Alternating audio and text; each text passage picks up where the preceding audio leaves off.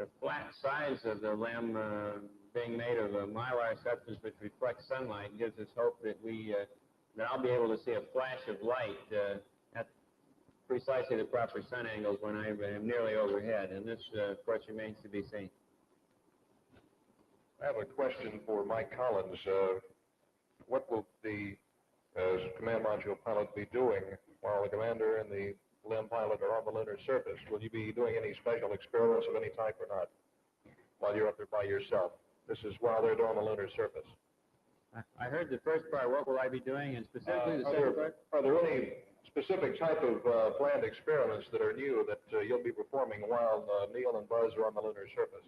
No, there are no experiments as such. As I said earlier, I hope to determine whether I can see the limb from 60 miles up, and in addition, I hope to get some detailed navigational sightings on the location of the landed limb. I will take some optical marks on the limb if I can see it, and then these marks will be fed into the arithmetic of the computer, which will then be able to determine more precisely the exact latitude, longitude, and altitude of the limb on the surface. But these really are not experiments as such. They're just part of the overall framework of trying to piece together exactly where the limb is relative to the command module for the ensuing rendezvous. Other than that, I'll be doing housekeeping, sure, of which there are many. Schiemann, West German TV Channel 2. Could Mr. Armstrong perhaps tell us, is there any legal importance in getting down on the moon? I mean, if you are settled down there, would any area there be the property of the United States or a wider area, or is there absolutely no legal implication? Well, I think we might refer to this plaque again in the last line. Says, "We came in peace for all mankind." I think that's precisely what we mean. 4am Swedish television. Neil Armstrong said before that it was rather unpleasant to think of the fact that, or the possibility that you would get stuck on the moon. What is the longest time if the ascent stage doesn't fire? And I think Mike Collins said in an earlier interview that he would then have to just leave and go back to the Earth. What is the longest time you can wait between the not firing and the time when Mike Collins would have to go back, the time you would have to work on the moon then to fix whatever was wrong, or try to fix it? You have those numbers immediately at hand? I don't have the numbers. Probably would be a matter of a couple days.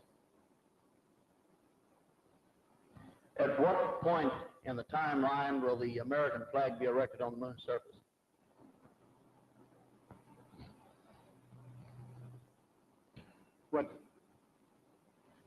It's going to take place when we are both early in the time period when we're both on the surface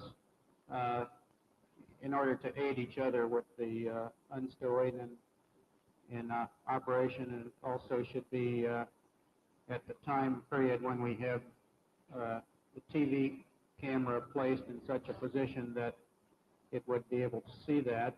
I don't mean to sound discouraging, but I don't have high hopes that the picture that we'll be able to send you back from the surface will be nearly so good as those you've been looking at in recent flights from the command module.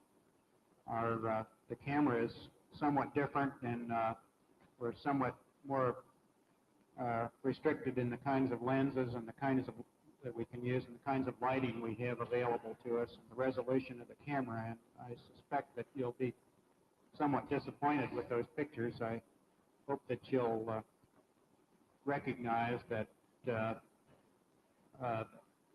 that is just one of the problems that you face in an environment like the lunar surface, and it'll be some time before really get high-quality lunar surface pictures back on TV like.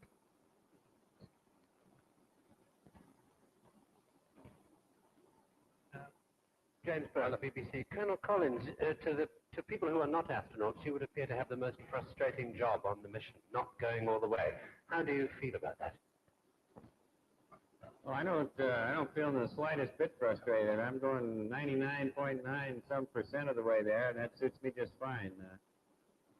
I couldn't be happier to be right where I am. I'd like to say in that regard that the man in the command module, of course, by himself, has a giant-sized job to do. He has to run Buzz's job and my job, along with his own job, simultaneously, and in addition, act as a relay to the ground and be available for any kind of questions that we have to ask him and any at the ground. And it's really about at least a three-man job, and I've the utmost confidence that Michael's certainly not lack for something to do while he's circling around. And if he can't think of anything else, he can always look out the window to admire the view. We're coming up on the hour. We've got time for one more question. Over there on the far side. From your previous experience, in the 2.5 hours or so that you're atop the rocket before actual blast off, is this a period of maximum tension, rather like being in the dentist's waiting room?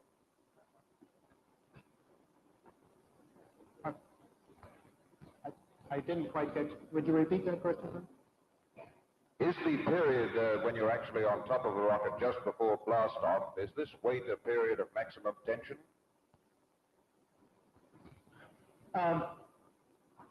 Speaking from past experience, I haven't found that to be the case. In Gemini series, you're usually quite busy in that time period, and it's one of the phases of the mission that we have a very high confidence level in. It's nothing new. It's things that have been done before and done very well on a number of occasions, and we're quite sure that booster will go. We promised the still photographers a chance to get some pictures at the end of the press conference. We'd like to do that right now.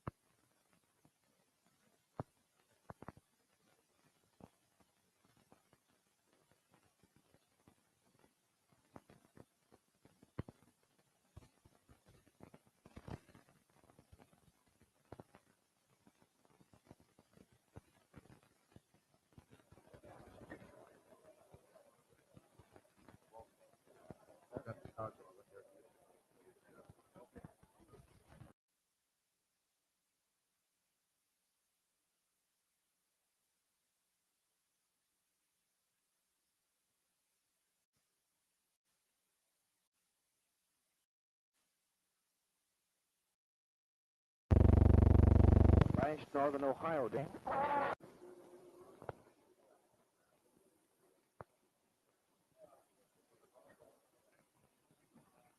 The flag behind the astronauts is a prototype of the flag which would be used on the surface.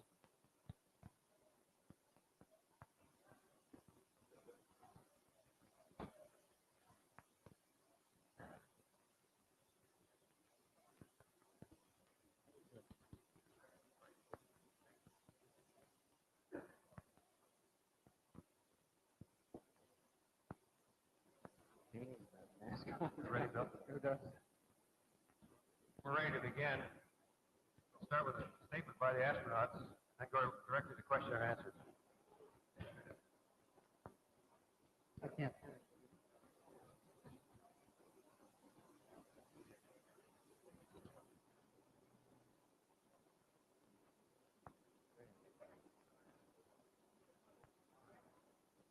Bill, you may have to tell them. Yeah, they can't hear me.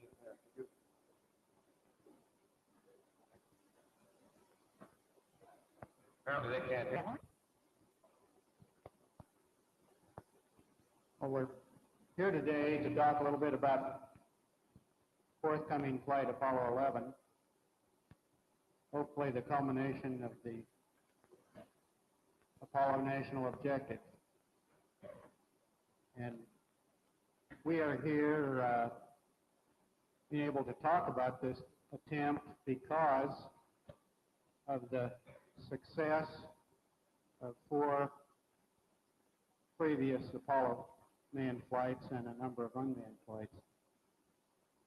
Each of those flights contributed in a great way to this flight.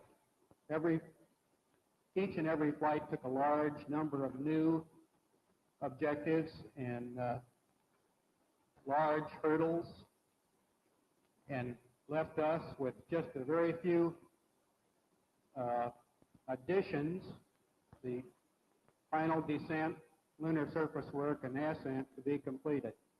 We're very grateful to those large effort of people here at MSC and across the nation who made those first flights possible, successful, and made it possible for us to sit here today and discuss Apollo 11 with you. I'll ask Mike first to talk about the differences you might see in the command module activities on this flight. From the command module viewpoint, I hope there'll be very little different on this flight than from its predecessors. Dave Scott and John Young have run through approximately the same sequence of events which will take place for me on Apollo 11, with the exception that the solo period will be somewhat extended on 11. I will be in the thing by myself for slightly over 1 day, and that will include a sleep period.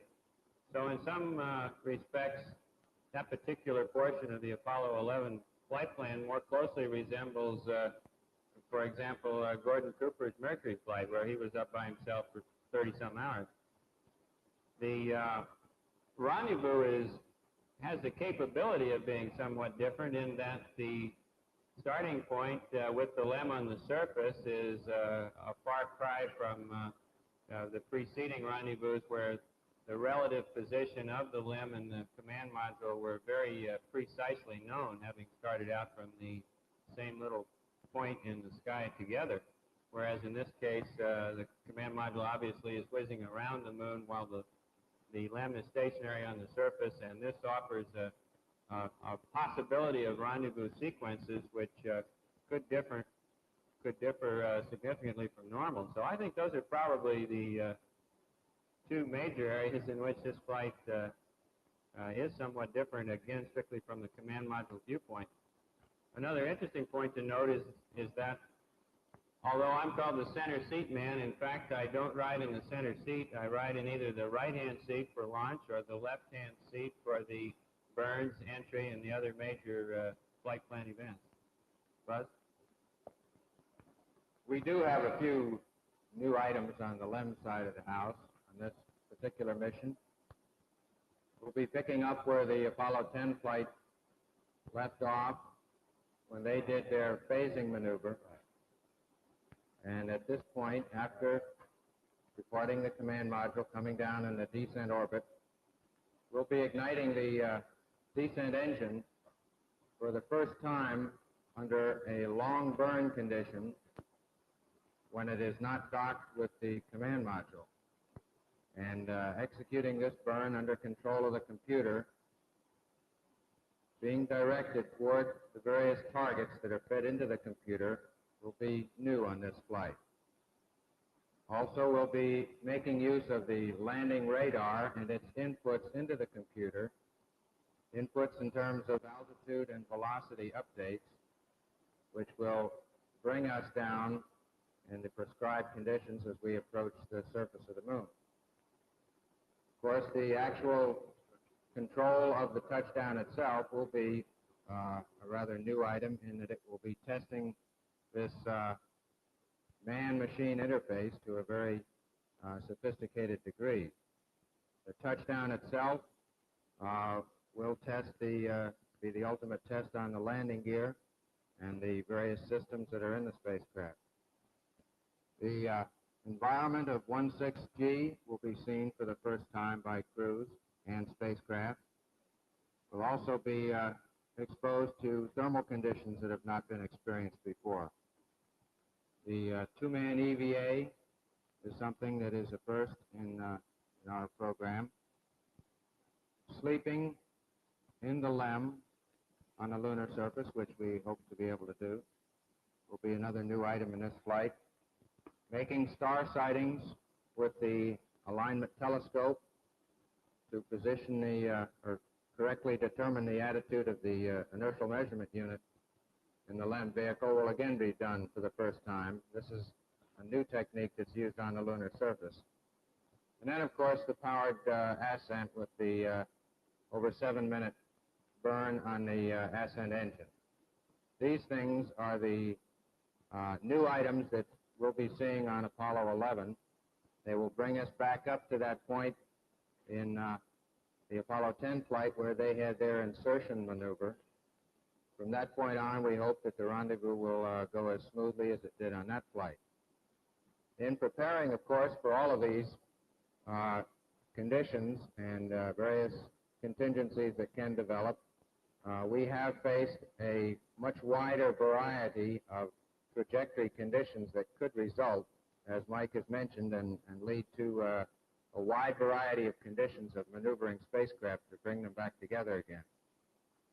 It's in these areas that I've been talking about that Neil and I have been concentrating most of our efforts, since these are the new items on our flight. The other portions of the flight plan have been pretty well worked out by the previous flights, and of course without those procedures having been worked out as well as they have, of course we would not be in position to fly this mission. That's all, Brian. We're ready for questions now. I ask you each to wait for the microphone and remind you that those organizations with individual interviews after the press conference, please don't ask questions here. We have one here.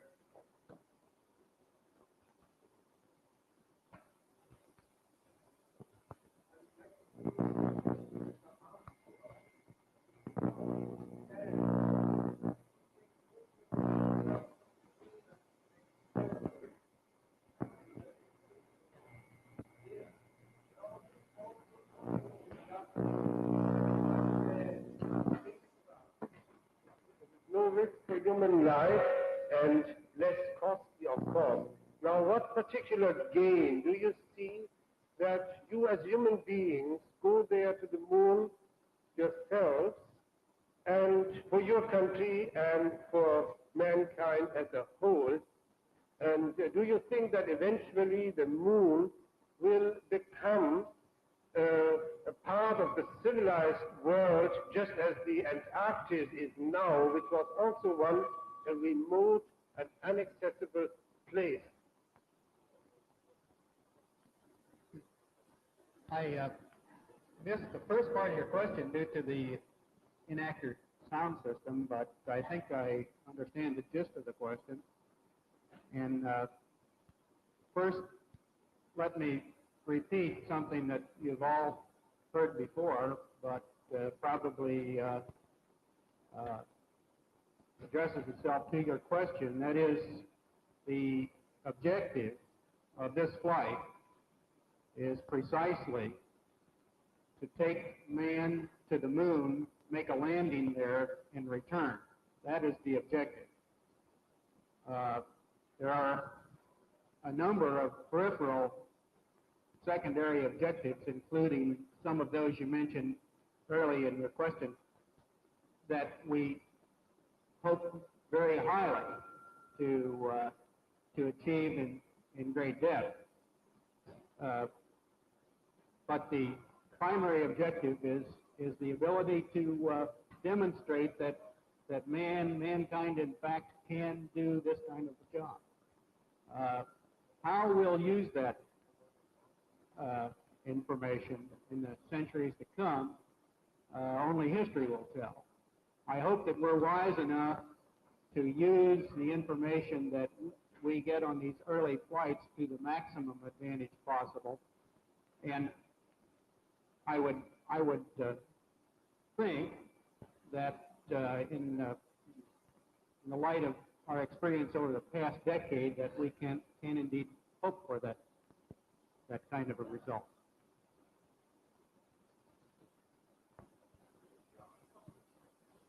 Jean-Pierre Chappelle, French TV News.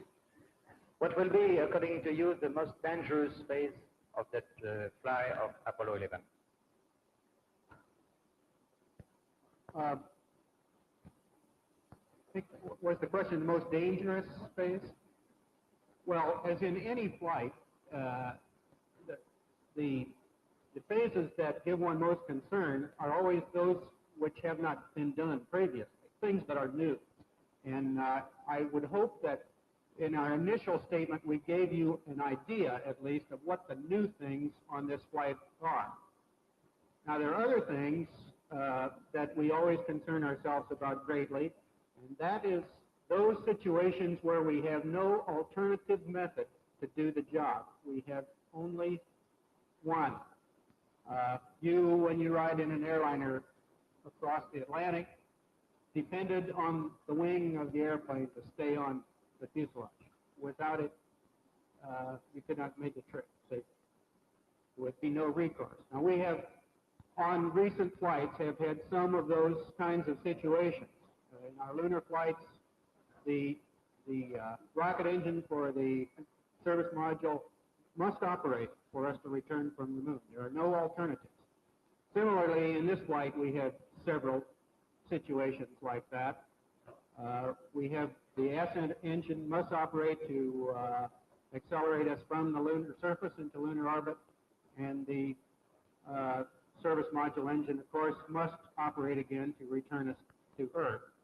And as we go farther and farther into space flight, of course, there'll be more and more of these single-point systems that must operate. We have very high confidence level in those systems, incidentally, or we would certainly object to starting. One on the far side. Mr. Armstrong, I wonder if you and Colonel Aldrin could tell us how much walking you're going to do while you're on the moon, how far away from the limb you plan to walk, and what sort of gait you think you'll be using. We were told the moon looks like pretty good ankle-breaking territory, and we wondered, for instance, how you might avoid turning an ankle, falling down, or slipping, things of that nature. Well, Buzz will be doing a good bit of the mobility studies early in our lunar surface activity. I'll let him take a crack at that question. Well, first off, most of the planned activities that we have do not require us to move more than 50 to 70 feet away from the lunar module. Now, one of the early activities that I'll be engaged in after descending the ladder is, in addition to a rather preliminary evaluation of just how well a man can handle himself in the spacesuit on the surface, one of these things will be called EVA evaluation. Now, as part of this, I'll be determining what is the best pace for moving about, and there have been several different techniques employed in the partial zero gravity trainer, the POCO machine, and it looks like you can walk conventionally 1 foot after another. It also looks as though you can do a 2-footed hop, kangaroo style. Now, we don't really think that this will be the best means, but it does look as though this is possible. As the G-force decreases, I think we have a greater freedom to be able to come up with body movements that are a little bit different than what we're used to in 1G. I think one of the things that we have to be careful of is the balance situation in moving about on the surface. We always have to be able to put a foot underneath where you happen to be, and of course the time period from when your foot leaves the surface till when it comes back down again is going to be longer than it is in a pace, walking pace or a trotting pace sort of on the Earth. And of course, this gives the rotational disturbances more time to have an effect. In doing some of the training in the zero-G airplane, which has been flying at the 160 for this phase of it, it looks as though at a fairly rapid pace, I'd hesitate to call it a run, is quite easy to perform. It looks like we shouldn't have too much difficulty in moving at something like 6, 8, 10 miles an hour. But this is one of the tasks that we'll be attempting to evaluate very early in the EVA. Everyone down here in the corner. For Neil Armstrong, by the nature of your assignment, if you carry it out successfully, you're destined to become a historical personage of some consequence. And I'm wondering if in that light you've decided upon something suitably historical and memorable to say when you perform this symbolic act of stepping down on the moon for the first time. No, I haven't. I hope he doesn't say, oops, I slipped. One back here.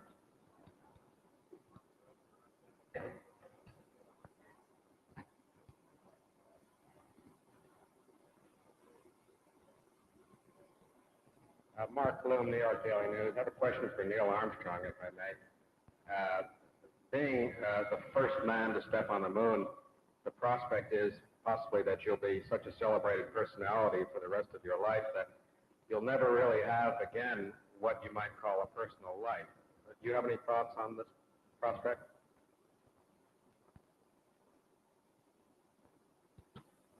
Well, I suppose if there's any recognizable disadvantage to being in the position I'm in, that's it. I think that's a fair trade. Have one over here. I'd like to ask two questions. One, the command module and the lunar module are going to be named or by what you've been using in the simulation? I think you're referring to the call signs of the spacecraft when they're separated so That's that we correct. don't confuse the spacecraft on radio transmissions. Yes, we do intend to use call signs other than those that you may have observed in simulation. Call sign of the lunar module will be Eagle. Call sign of the command module will be Columbia. Columbia. Now, both names were suggested by a number of people. Very many, large number of other names were also submitted for our consideration, many of which were quite good. We selected these two as being representative of the flight, the nation's hope. Columbia is the national symbol. Columbia stands on top of our Capitol, and as you all know, it was the name of Jules Verne's spacecraft that went to the moon 100 years ago. Let's get some of these right in here. Name is Tanberg. In case you find out you have to cut short your EVA, what will be the priority of the different tasks you plan to perform on the surface? And second, what kind of surface temperatures do you expect? I'll take a crack at the first one. Our order of priorities was carefully integrated into the flight plan so that the most important things came early in the EVA, and within operational limitations, the priorities reflect the order of things as they're done on the lunar surface, which means that should we have to cut that time short, the most important things would have been completed. Want to take track temperatures, please? No.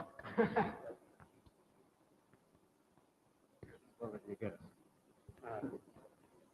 Reg Turner, BBC. A question for Neil Armstrong. It was reported by a former NASA official recently, who isn't sitting 100 miles away from me, that you, Mr. Armstrong, exercised your commander's prerogative to step first on the moon instead of Buzz Aldrin. Could you please tell us what the facts are about this? And on a lighter note, could you tell us whether when you step on the moon you'll have had a shave?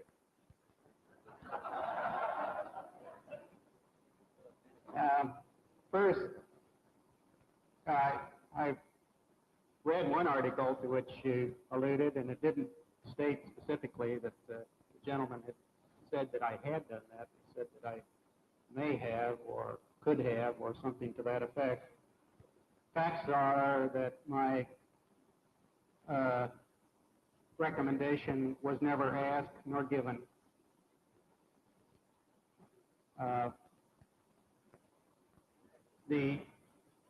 We do hope to carry a razor aboard, and whether or not we use it is a matter of pilot option at the time, and if we feel so inclined, I would hope that that would be done.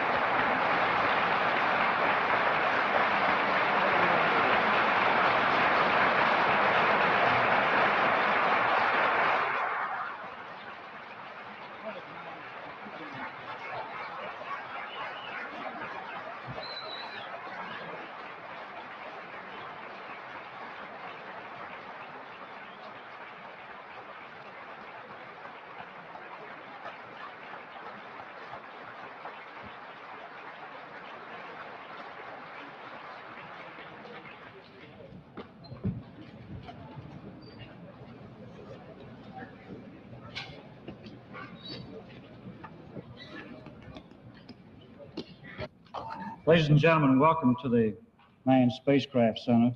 This is the Apollo-11 press conference. The format today will consist of a 45-minute presentation by the Apollo-11 crew, followed by question and answers. At this time, I'd like to introduce the Apollo-11 crew, astronauts Neil Armstrong, Michael Collins, Edwin Aldrin. Neil?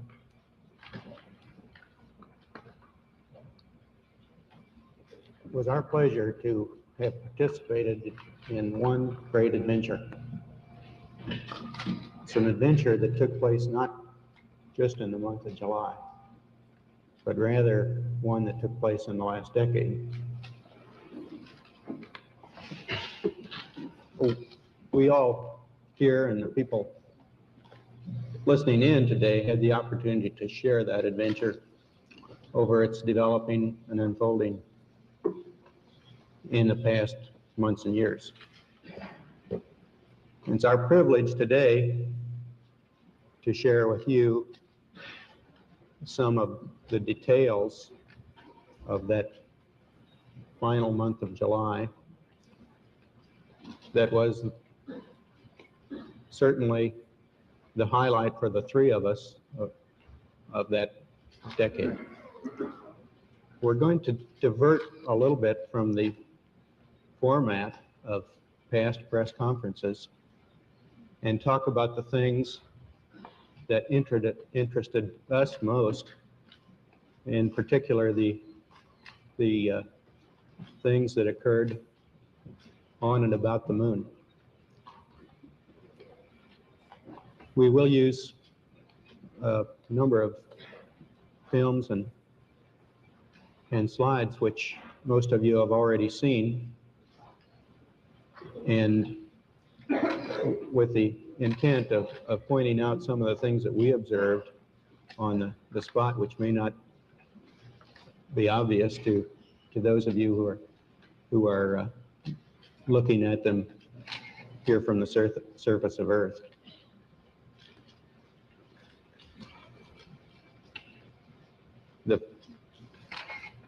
flight, as you know, started promptly. And I think that was characteristic of all the events of the flight. The Saturn gave us one magnificent ride, both into Earth orbit and on a trajectory to the moon. Our memory of that actually differs little from the reports that you have all heard from those previous Saturn V flights, and those the previous flights served us well in preparation for this flight in the boost as well as the subsequent phases.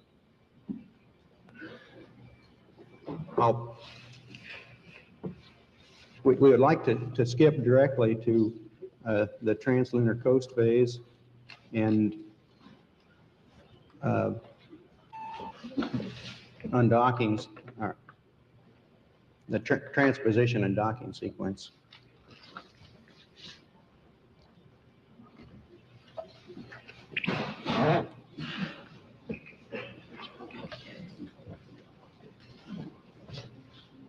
This was our first look at the magnificent machinery which had been behind us up until this point, the booster.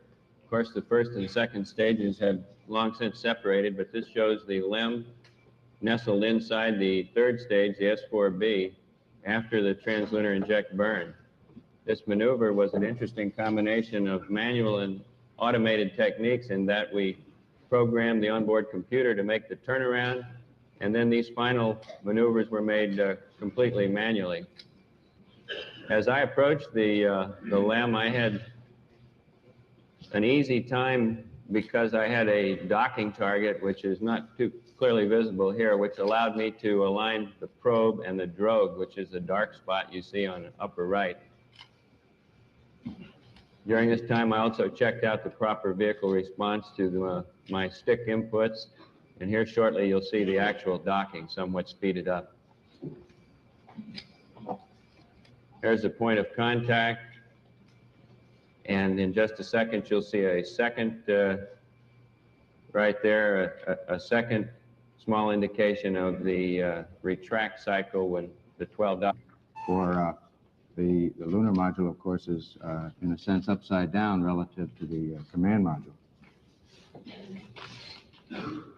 This is in lunar orbit, showing the separation of the lunar module from the command module as viewed through my window.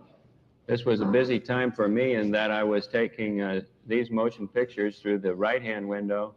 At the same time, I was taking still photos through the left-hand window, and also flying my vehicle and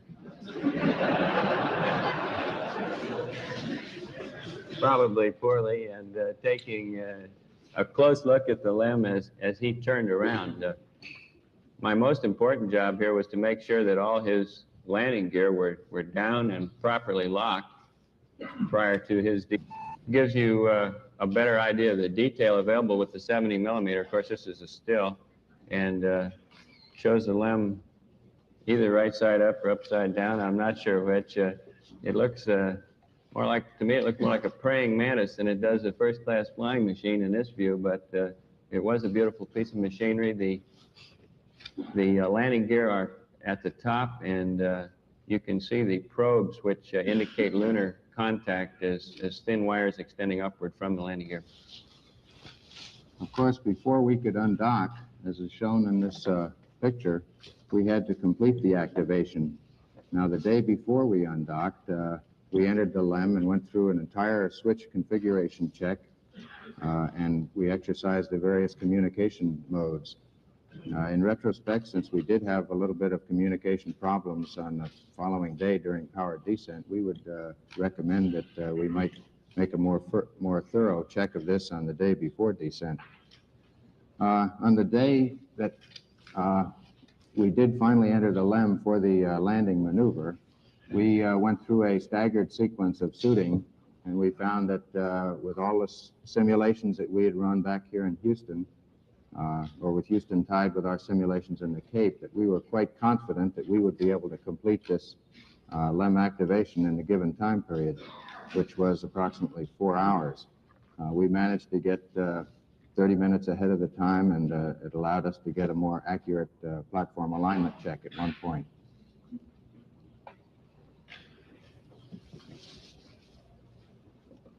After the undocking maneuver, we went through a brief radar check, and then the command module executed a 2 foot per second maneuver away from us so that we would both be able to independently exercise our guidance system through a star alignment check, which we did following this separation maneuver. Now, this occurred in a vicinity close to the landing site, and you can see at this point the command module is traveling right over the center of our targeted point. Is approaching now what we call the cat's paw. Following this separation maneuver on the backside of the moon, we made a descent orbit insertion, which is slightly over 70 foot per second maneuver that lowers our altitude down to 50,000 feet. We had 2 guidance systems working for us, and they behaved perfectly. Both of them agreed extremely closely as to the results of this maneuver. Following this, we used the radar to confirm the actual departure rate from the command module. This is a view of the descent trajectory area as viewed through the LEM window during our activation. In the bottom right of the photograph is the crater Maskelyne, and in the bottom center is the final phases of the descent. The landing area itself is in the smooth area at the top of the picture, just before we arrive at the shadow, or what's called the terminator. We had seen a number of pictures from Apollos 8 and 10, which gave us an excellent understanding of the ground track over which we would pass during the descent. We're now looking out the right-hand window of the crater, and there's Maskelyne W. It occurred approximately 2 to 3 seconds late, and degraded our ability to determine not only our altitude and altitude rate in the final phases, but also, and probably more importantly, our translational velocities over the ground. It's quite important not to stub your toe during the final phases of touchdown. And once settled on the surface, the dust cleared immediately, and we had an exit, and of course the surface was very fine-grained. We could tell that from our view out the window, but there were a surprisingly large number of rocks of all sizes. This is the view out the right window. Up close to the horizon, you see a boulder field that was probably deposited by some of the impacts in the craters that were behind us. You see, most of the craters have rounded edges. However, there is a variation in the age of these, as we can tell by the sharpness of the edge of the crater. The immediate foreground area, we'll see more pictures of later. It was relatively flat terrain, in contrast to looking forward along where the shadow of the LEM is cast on the surface, and we see a zero-phase glow around the upper portion of the LEM. The general color of the terrain looking down sun was a very light tannish color. This blended as we looked more across sun to a more sharper, well-defined features and more of a gray color. During the initial time period after touchdown, we went through various sequences to prepare us for immediate abort or liftoff if we found that that was necessary. We had to vent the fuel and oxidizer manifolds a good bit earlier than we had thought. We went through these various checks and prepared for one liftoff that would occur about 21 minutes after the beginning of powered descent. The ground gave us a stay during this period. We did not have to make use of that. We then proceeded at that point into our simulated countdown, which consisted of checking our guidance systems. We made use of a gravity align feature where the inertial platform of the primary guidance would use the gravity vector to determine the local vertical. We would then compare this with the alignments that we had previously. We also made use of the stars through the telescope and aligning a crosshair by rotating the field of view until the crosshair superimposed on the star. This would give us the angular measurement of the star within the field of view of the telescope. We then determine the distance out by aligning another reticle spiral on this. We went through an averaging technique on board and then fed this information into the computer, and this came up with our various alignment checks. This was all in preparation for a possible liftoff that would occur about 2 hours after touchdown as Mike and Columbia came over for the first revolution. The ground network gave us a stay, and we continued briefly through the remainder of this checklist in our simulated countdown. And at this point, we terminated and powered down many systems on board the spacecraft and went into an eat period.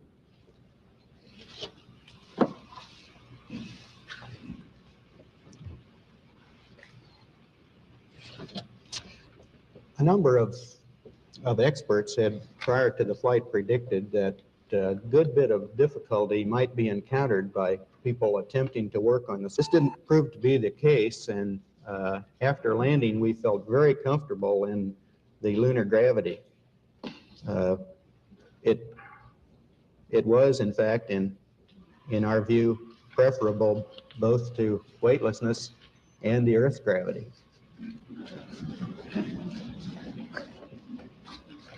This led us to believe, this in conjunction with the fact that all the systems in the LEM were operating magnificently and we had very few problems, to go ahead with the surface work immediately.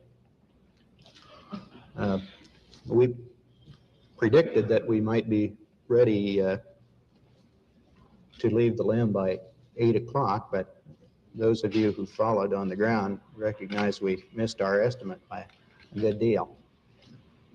This was due to a number of factors. One, we had house cleaning to perform, food packages, flight plans, and all the items that we'd used in the previous descent to be stowed out of the way and prior to depressurizing the lunar module. It took longer to depressurize the lunar module than we had anticipated, and it also took longer to get the cooling units in our backpacks operating than we had expected.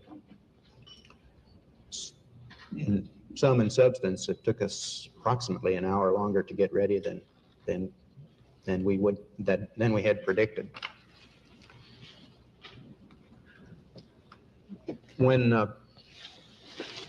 When we actually descended the ladder, it was found to be very much like the lunar gravity simulations we had performed here on Earth.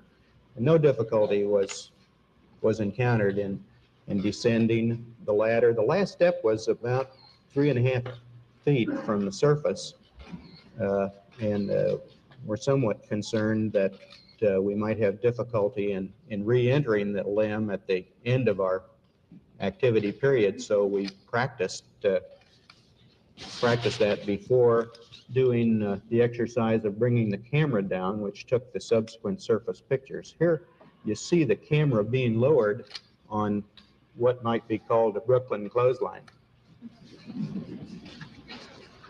I was operating quite carefully here because immediately to my right and off the picture was a 6-foot deep crater, and I was somewhat concerned about losing my balance on the steep slopes. The other item of interest in the very early stages of EVA, should it have been cut short for some unknown reason, was the job of bringing back a sample of the lunar rocks, and these photographs show the collection of that initial sample into a small bag, and then that bag being deposited in my pocket. This was the first of a number of times when we found two men were a great help. I quickly put up the TV camera.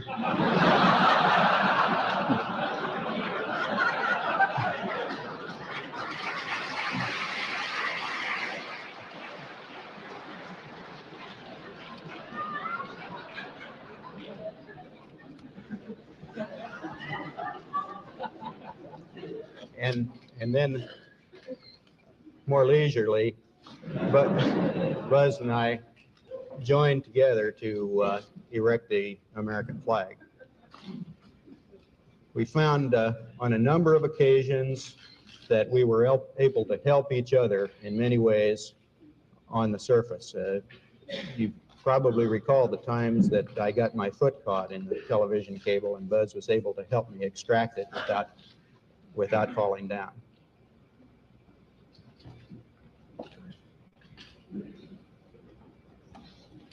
We had some difficulty at first getting the pole of the flag to remain into the surface. In penetrating the surface, we found that most objects would go down about 5, maybe 6 inches, and then it would meet with a gradual resistance. At the same time, there was not much of a supporting force on either side. Without falling down.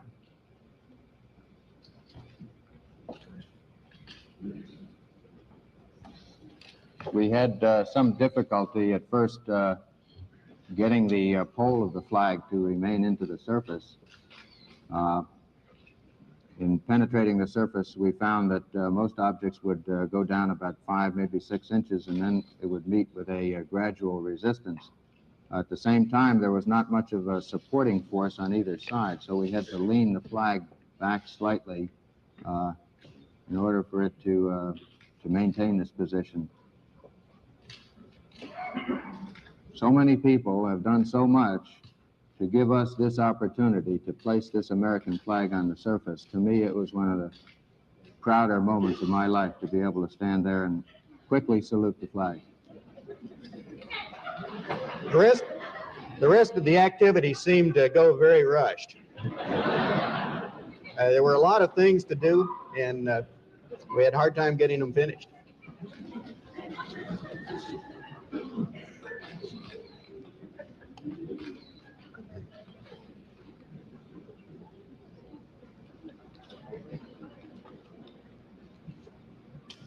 We did find that mobility on the surface was, in general, a good bit better than perhaps we had anticipated it. There was a slight tendency to be more nearly toward the rear of a neutral, stable position. Balance seemed to be quite easy to identify, and as one would lean a slight bit to one side or the other, it was very easy to identify when this loss of balance was approaching. In maneuvering around, as you saw, this was one of my tasks fairly early in the EVA. I found that a standard loping technique of one foot in front of the other worked out quite well, as we would have expected. One could also jump in more of a kangaroo fashion, 2 feet at a time. This seemed to work. Too many interesting things to do.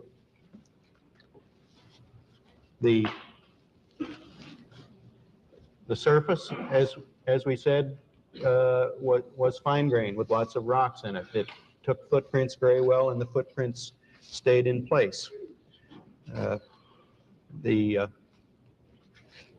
LEM was in good shape, and exhibited no damage from the landing or the descent.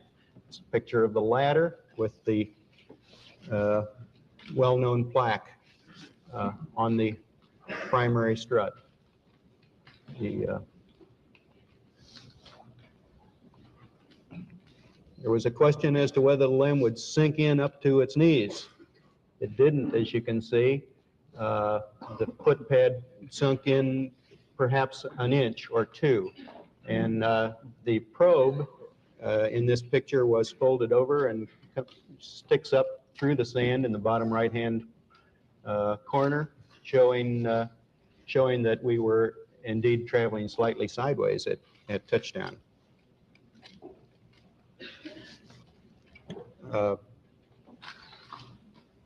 There were a wide variety of surfaces. Here Buzz is standing in a small crater, and it gives a very good picture of the rounded rims of the what we believe are very old features. The two experiments that you saw in a previous picture were deployed in a scientific equipment bay. We found that getting them down produced no significant problems. And here you see a view of my carrying these two experiments out to the deployment site about 70 feet to the south of the lunar module.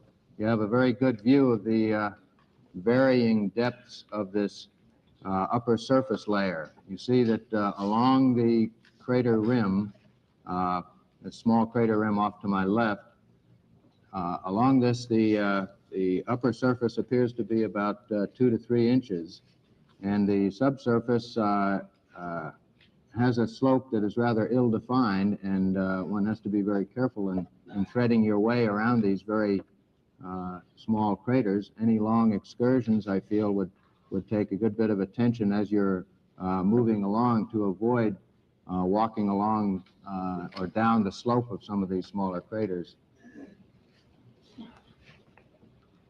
This is the passive seismic experiment that was deployed and has been giving us good returns on the interactions of the moon.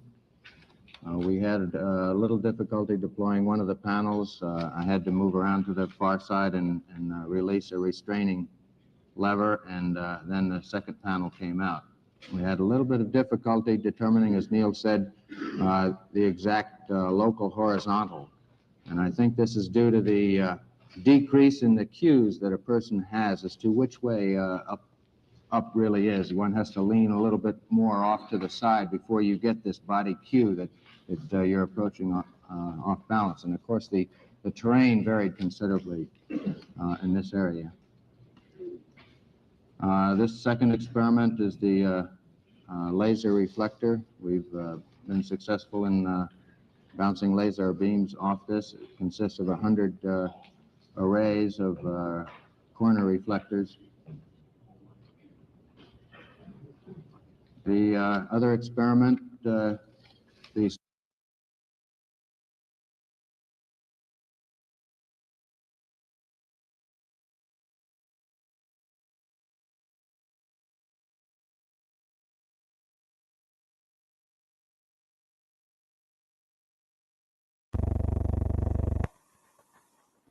Torian of the Swedish Broadcasting. In the lighter way here, you're now taking the trip of all trips of mankind. Can I ask each one of you, which place would you like to go to for a vacation when you come back to Earth? Well, I think that the situation being what it is now, the place I would most like to go immediately is the Lunar Receiving Laboratory. If I'm able to go there, we will have succeeded. I wondered if each of the three could tell us very briefly how your families have reacted to the fact that you're taking this historic mission.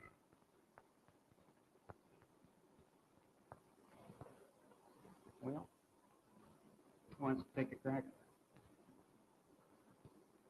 Well, I think in my particular case, my family has had 5 years now to become accustomed to this eventuality, and over 6 months to face it quite closely. And I think they look on this as a tremendous challenge for me. They look upon it also as an invasion somewhat of their privacy and a removing of my presence away from the family for a considerable period of time.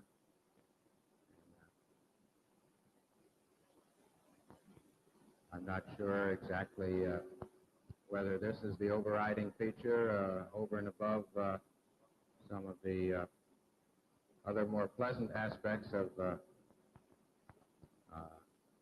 particular job that I have as far as it affects my family.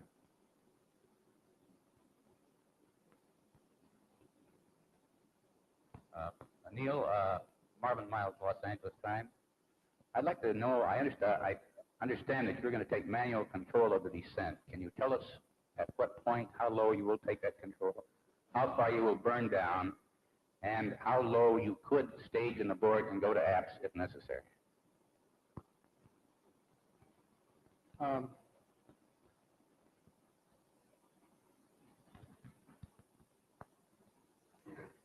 We have made some significant improvements in the flight control system and the computer's interaction with that system in recent months. Allows us to go into somewhat hybrid methods of manual and automatic. The predicted method at this point, although we have a great deal of flexibility and choice based on the situation at the time, would be to maintain manual control of attitude and automatic control of throttle through the final descent from an altitude of somewhere between 500 and 1,000 feet until such time as the automatic throttling rate of descent was unsatisfactory, at which time we'll go full manual on the throttle. That is, rate of descent command on the throttle, which is operating through the computer. Should that become unsatisfactory, then we can go to a full manual throttle, flying it in a manner like a normal VTOL machine would be flown. So 500 feet is a good. That went down here. James Burke, BBC. You have mentioned that your flight, like all others, contains very many risks. What, in view of that, will your plans be in the extremely unlikely event that the lunar module does not come up off the lunar surface?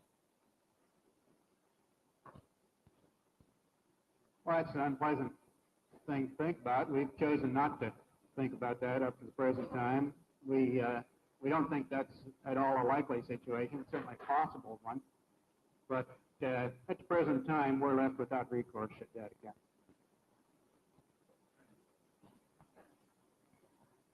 Colonel Aldrin, on Apollo 8, you were the command module pilot in the backup crew. And this one, you're the lunar module pilot. How interchangeable in your preparation for this, or for that matter in the flying of it, are the roles of the crew?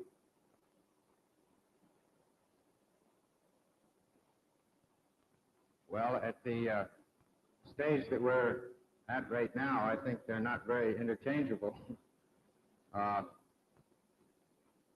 Prior to my assignment as backup command module pilot on Apollo 8, we worked together as in slightly different roles, and it was, if I'm not mistaken, because Mike was dropped out of the mission that we had an adjustment of the crews that put me from the lunar module pilot into the command module pilot's position. For Apollo 8, there was no lunar module, so this was not much of an adjustment. It was just moving from an emphasis on systems to more in navigation. Now, since I had previous training to some degree in the lunar module, why then moving back into that position was not too difficult a task. How about on the far side?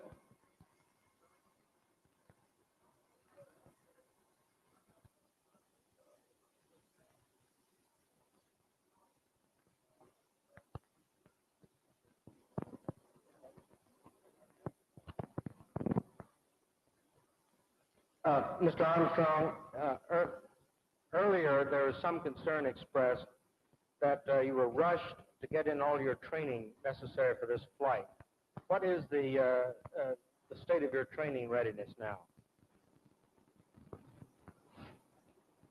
The reason that was a concern is that the final training for a crew is the last thing that takes place. In other words, the procedures must be developed and the simulations completely set up and the simulators ready to fly and the checklists made and so on before the final training can take place. And these, of course, were the pacing items, these intermediate things to the final training.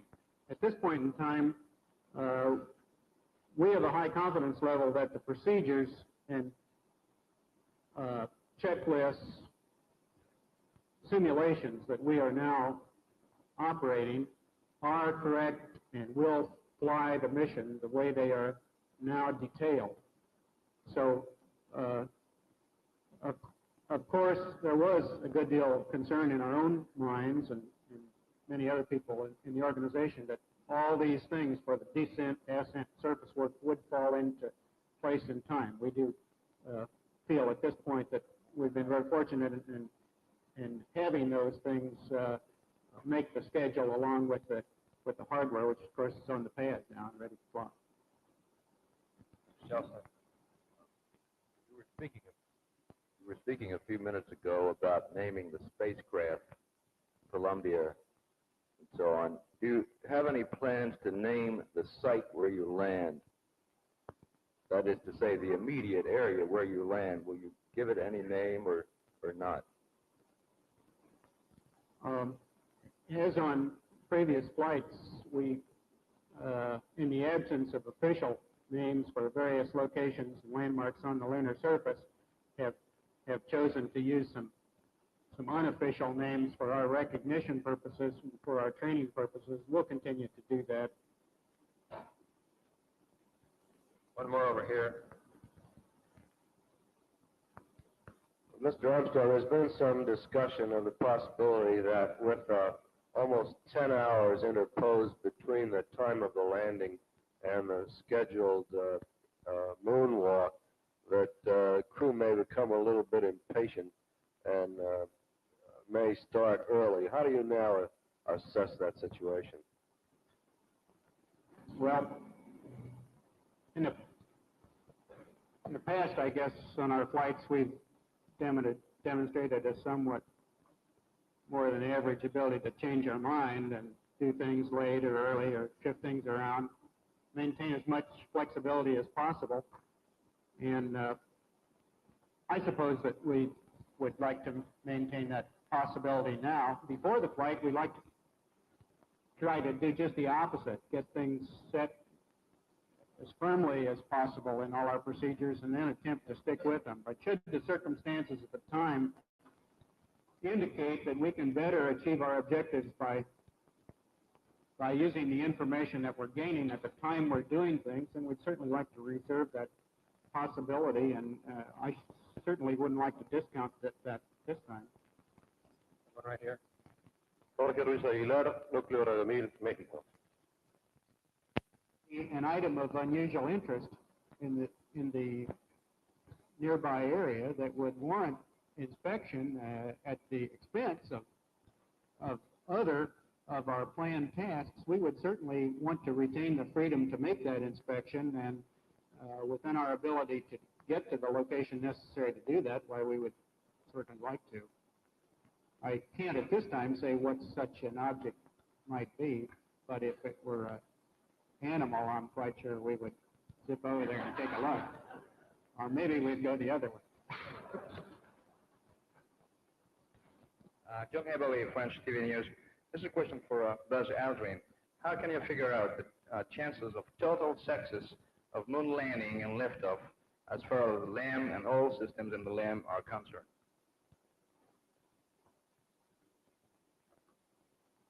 I would figure the chances are quite high. To be more specific, I wouldn't have the first idea to go about really how to calculate these.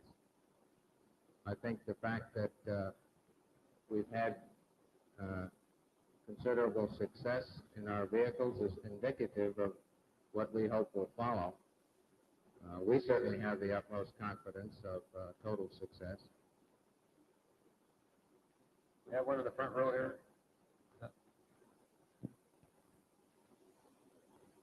One behind you. Back, second row.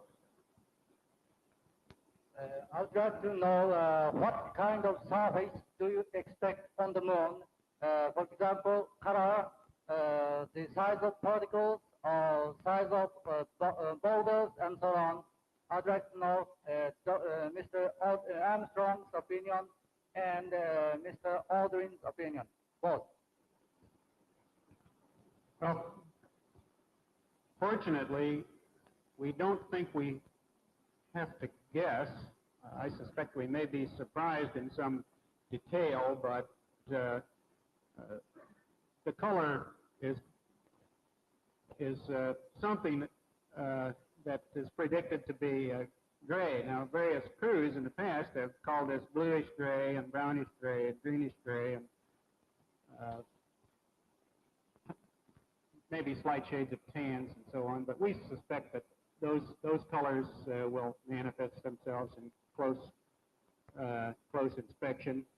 The size of the particles will probably be largely very small, sandy, fine particles, but we do hope and expect to see some rock fragments. And I have no idea what size they might be, but we would anticipate that we'll have be able to bring samples back up to and including the size of a golf ball. There may be larger rocks in the vicinity, but we wouldn't expect to bring back large samples.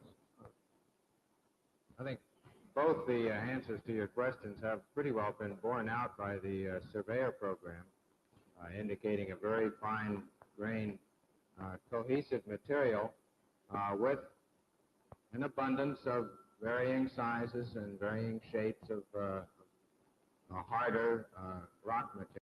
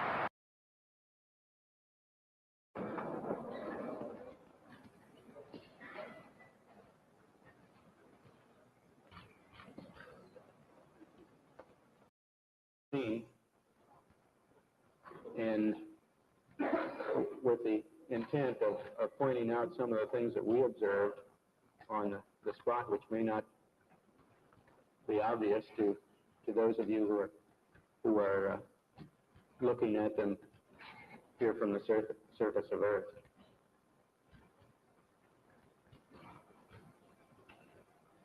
The flight, as you know, started promptly. And I think that was characteristic of all the events of the flight. The Saturn gave us one magnificent ride, both into Earth orbit and on a trajectory to the moon.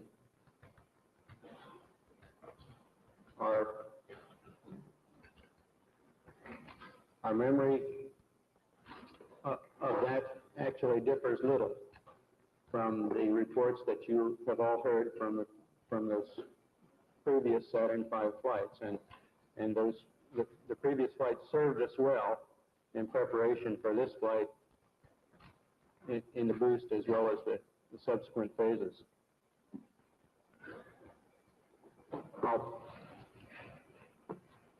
We would like to skip directly to the translunar coast phase and remind ourselves of the chain of events, long chain of events that actually permitted the landing, starting with the undockings, the transposition and docking sequence.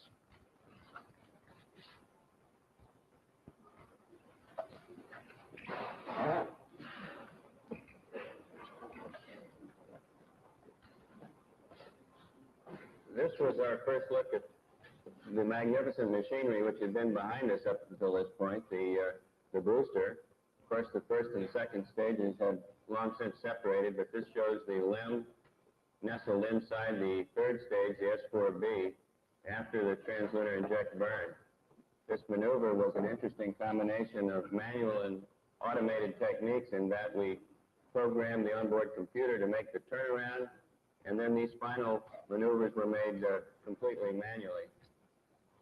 As I approached the LEM, I had an easy time because I had a docking target, which is not too clearly visible here, which allowed me to align the probe and the drogue, which is the dark spot you see on the upper right. During this time, I also checked out the proper vehicle response to my stick inputs, and here shortly you'll see the actual docking somewhat speeded up.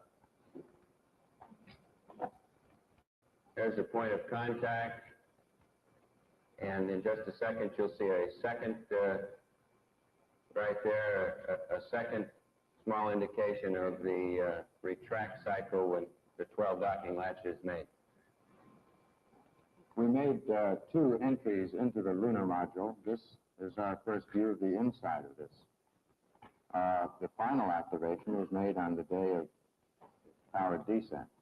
On the 2 previous days, when we entered, we removed the probe and drogue and found that we had a rather long tunnel between the 2 vehicles.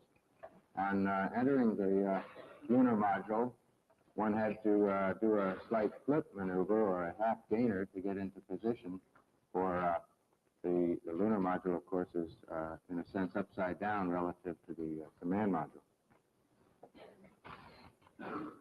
This is in lunar orbit, showing the separation of the lunar module from the command module as viewed through my window. This was a busy time for me in that I was taking these motion pictures through the right-hand window. At the same time, I was taking still photos through the left-hand window, and also flying my vehicle and probably poorly, and taking a close look at the LEM as he turned around. My most important job here was to make sure that all his landing gear were down and properly locked prior to his descent and touchdown.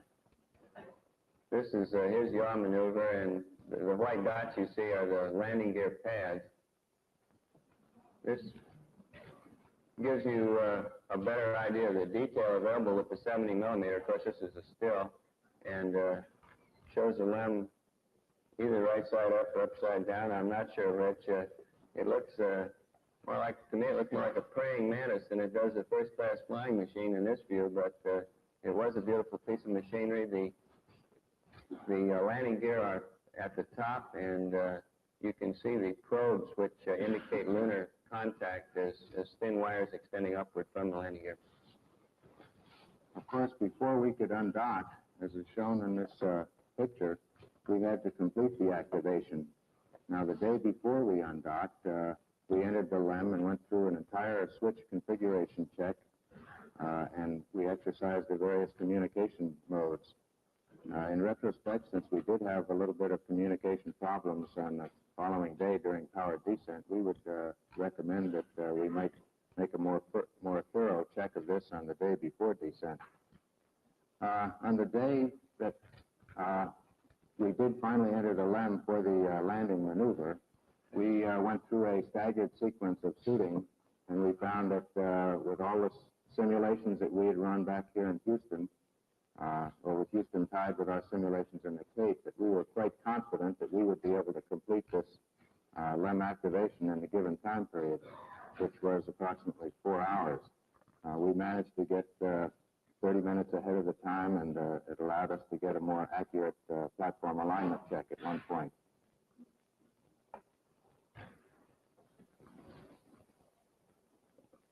After the undocking maneuver, we went through a brief radar check, and then the command module executed a 2 foot per second maneuver away from us so that we would both be able to independently exercise our guidance system through a star alignment check, which we did following this separation maneuver. Now, this occurred in a vicinity close to the landing site, and you can see at this point the command module is traveling right over the center of our targeted point, is approaching now what we call the cat's paw. Following this separation maneuver, on the backside of the moon, we made a descent orbit insertion, which is slightly over 70 foot per second maneuver that lowers our altitude down to 50,000 feet. We had 2 guidance systems working for us, and they behaved perfectly. Both of them agreed extremely closely as to the results of this maneuver. Following this, we used the radar to confirm the actual departure rate from the command module. This is a view of the descent trajectory area as viewed through the LEM window during our activation. In the bottom right of the photograph is the crater Maskelyne, and in the bottom center is the mountain called Boot Hill. Immediately above Boot Hill is a small sharp-rimmed crater called Maskelyne W, which was the crater that we used to determine our downrange and cross-range position error prior to completing the final phases of the descent. The landing area itself is in the smooth area at the top of the picture, just before we arrive at the shadow, or what's called the terminator. We had seen a number of pictures from Apollos 8 and 10, which gave us an excellent understanding of the ground track over which we would pass during the descent. We're now looking out the right-hand window of the crater, and there's Maskelyne W. It occurred approximately 2 to 3 seconds late, and gave us the clue that we would probably land somewhat long. After completing those position checks, we rolled over face up so that the landing radar could lock on the ground and confirm our actual altitude. Now, this picture doesn't show it, but at this phase in the trajectory, we were looking out directly at the planet Earth. in the final phases of descent, after a number of program alarms, we looked at the landing area and found a very large crater just in the very left top corner of the picture. The camera is located in the right window and looks to the right, and it just barely sees this boulder field we're passing over right now. We're at 400 feet, and those boulders are about 10 feet across. This was the area which we decided we would not go into, extended the range downrange, and saw this crater, which we passed over, this 80-foot crater, in the final phases of descent, and later took some pictures of. Now you can see the exhaust being the exhaust dust being kicked up by the engine, and this was some concern in that it degraded our ability to determine not only our altitude and altitude rate in the final phases, but also, and probably more importantly, our translational velocities over the ground. It's quite important not to stub your toe during the final phases of touchdown. And once settled on the surface, the dust cleared immediately, and we had an excellent view of the area surrounding the limb. This is the view out the left window. It shows a cratered surface, pockmarked with craters up to 15, 20, 30 feet, and many smaller craters down to a diameter of 1 foot. And of course, the surface was very fine-grained. We could tell that from our view out the window, but there were a surprisingly large number of rocks of all sizes. This is the view out the right window. Up close to the horizon, you see a boulder field that was probably deposited by some of the impacts in the craters that were behind us. You see, most of the craters have rounded edges. However, there is a variation in the age of these, as we can tell by the sharpness of the edge of the crater. The immediate foreground area, we'll see more pictures of later. It was relatively flat terrain, in contrast to some of the more rolling terrain that we could see out the front window and out the left window. Manual phase than we would have planned in order to find a suitable landing area.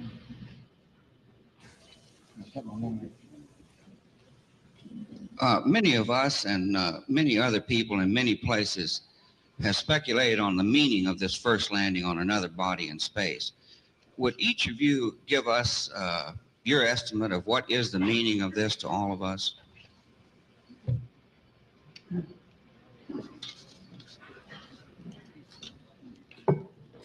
You want to try that?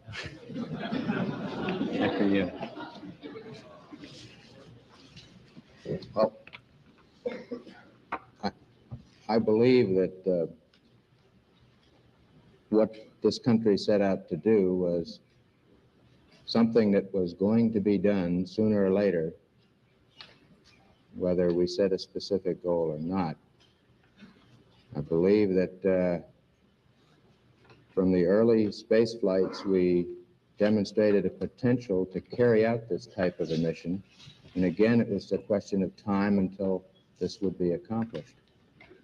I think the relative ease with which we were able to carry out our mission, which of course came after a very efficient and a logical sequence of flights, I think that this demonstrated that we were certainly on the right track when we took this commitment to go to the moon. I think that what this means is that many other problems perhaps can be solved in the same way by taking a commitment to solve them in a long time fashion. I think that we were timely in accepting this mission of going to the moon. It might be timely at this point to think in many other areas of other missions that could be accomplished.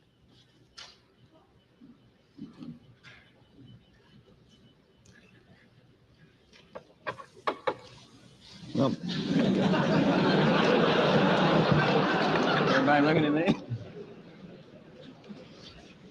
Well, to me, there are near and far-term aspects to it. On the near term, I think it's a technical triumph for this country to have said what it was going to do a number of years ago, and then, by golly, do it, just like we said we were going to do it.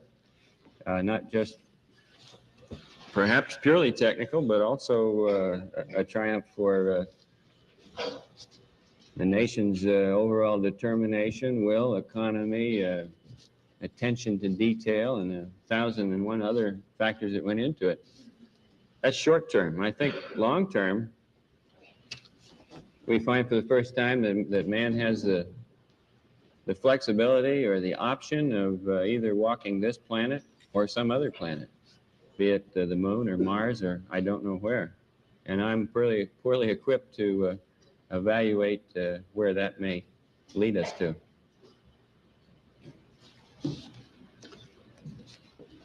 I just see it as a beginning, not just this flight, but in this program, which has really been a very short piece of human history. An instant in history, the entire program. It's a beginning of a new age. Neil, how much descent fuel did you have left when you actually shut down?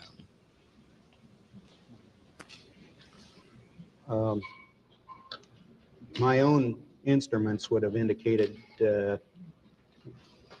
less than 30 seconds, probably something like 15 or 20 seconds. I think the analysis of made here on the ground indicates something more than that, probably greater than 30 seconds, 40 or 45. That was docking. Could you tell us precisely what was going on at that time? Where you docked, and then?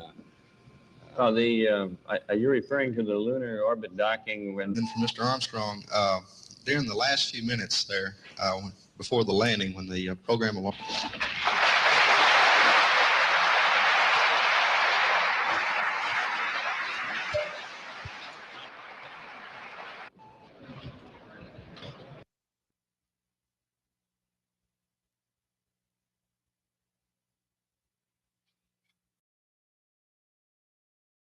The core tube into the surface. We collected 2 different core tube samples.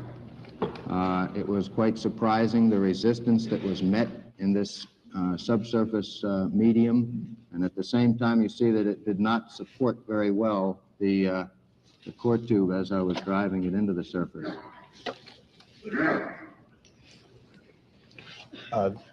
This is a close, a double picture. It's actually a stereo picture of fine particulate material in the moon. This is taken from a glass, and the analysis of the cause for that characteristic is of extreme interest to the scientific community. Second picture taken with that scientific camera shows the nature of the clods of lunar surface material. And this picture shows the 80-foot crater, which that you observed earlier in the motion picture footage during the final phases of descent. We had very much hoped that this crater would be deep enough to show the lunar bedrock. It was about 15 or 20 feet deep, and although there are rocks in the bottom, there are no evidences on the inner walls of actually getting a picture or a view of the lunar bedrock. We deposited several items on the lunar surface. I'm sure you're aware of these. One was a disk with 73 messages from nations of the world. There was a patch from Apollo 1 and various medals from the cosmonauts. We also elected as a crew to deposit a symbol which was representative of our patch that is the U.S. Eagle carrying the olive branch to the lunar surface, and we thought it was appropriate to deposit this replica of the olive branch before we left. This, after re-entering the limb, we could see the effects of her in the area where the majority of the walking took place. However, in the left side of the picture where it is not as dark, there was also a good bit of walking, and so that indicates that the walking probably just increases your ability to notice the effects of the strange lighting that Buzz talked about earlier, where the cross-sun lighting is a good bit darker than the down sun.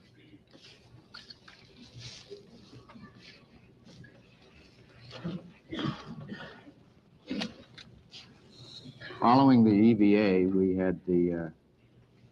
we had a sleep period, which, in a word, didn't go quite as well as we thought it might.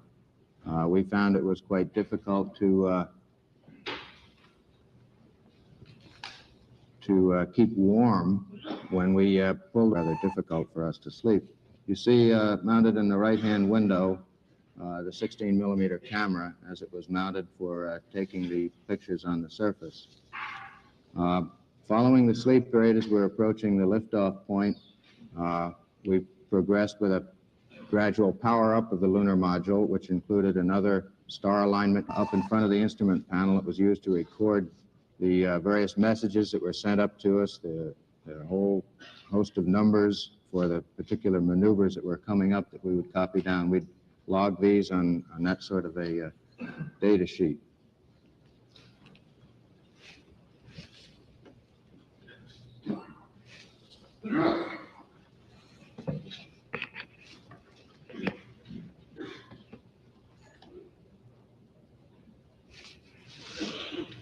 This film shows our final look at Tranquility Base before our departure.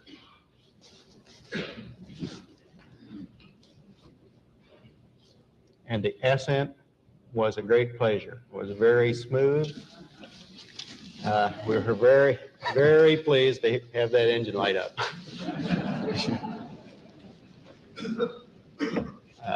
Gave us an excellent view of our takeoff trajectory and Tranquility Base as we left. And at all times through the ascent, we could pick up landmarks that assured us that we were on the proper track. There were no difficulties with the particular out-of-plane maneuver that had been inserted between two other sequential maneuvers.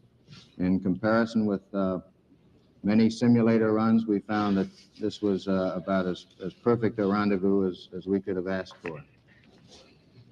You've noted some oscillations in this film during ascent, and that's a real characteristic. The vehicle, due to the changing center of gravity as fuel is used, does a good bit of 5-degree oscillations throughout the ascent. This is Eagle as seen by Columbia, or perhaps half an Eagle would be better, since the Lanka,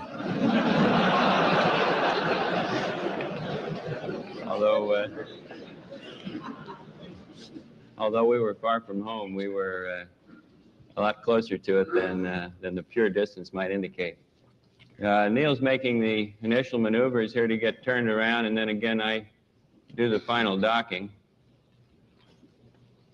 This is somewhat swifter than real time. The probe, the dark funnel on the top of the LEM, and the docking target below it and to the left in the lighter portion of the LEM. As Buzz said, the rendezvous was absolutely beautiful. They came up from below absolutely as if they were riding on rails. There was absolutely no disturbance or any off-nominal effects during the last part of the rendezvous.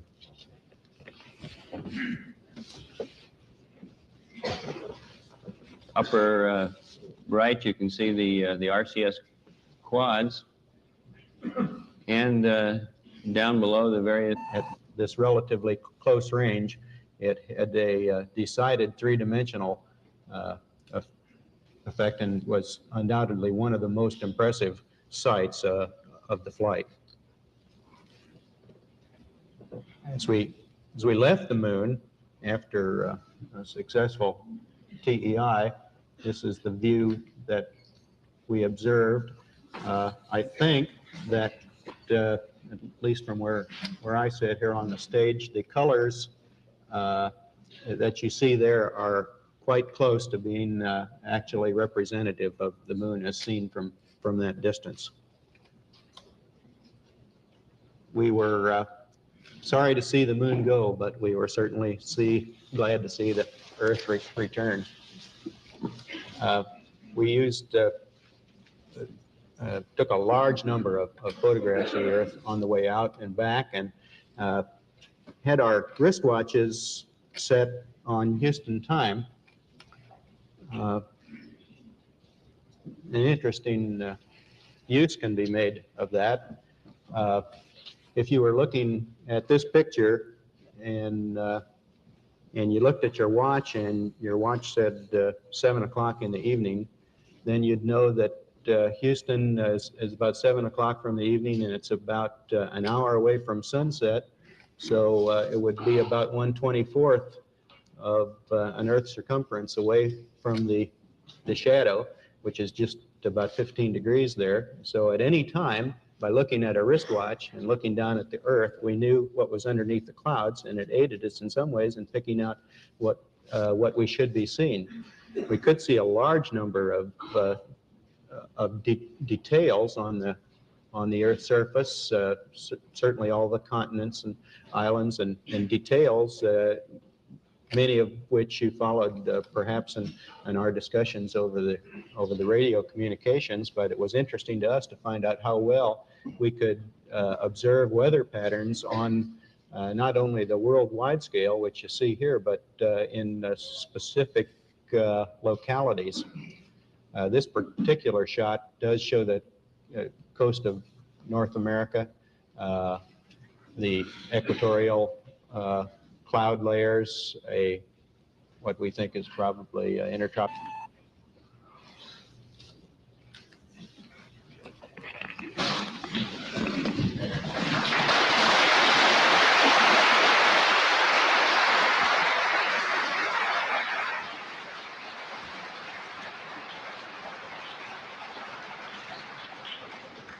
We're ready now for question and answers, and wait for the microphone, and we'll go right down the line, and we'll catch everyone if you'll just be patient. Tom will too. How much time did you have left in your life support backpacks at the time you got back on board LEM? I haven't seen the post-flight analysis of the numbers. We had roughly half of our available oxygen supply remaining in the backpacks, and somewhat less percentage in the water supplies, which is used for cooling. Of course, particularly on our first experience with the use of that backpack on the lunar surface, we were interested in conserving a good bit of margin in case we had difficulty with closing the hatch or repressurizing the LEM, or had any difficulties with getting the systems operating again in the normal fashion inside the cockpit. Colonel Aldrin and Mr. Armstrong, when President Nixon made his phone call to you on the moon, it looked like the two of you suddenly stopped doing everything and stood there and listened and talked to him. It looked there for a moment like you might have been a little bit aware of what was going on. You weren't busy. Was there ever a moment on the moon when either one of you were just a little bit spellbound by what was going on? About 2.5 hours.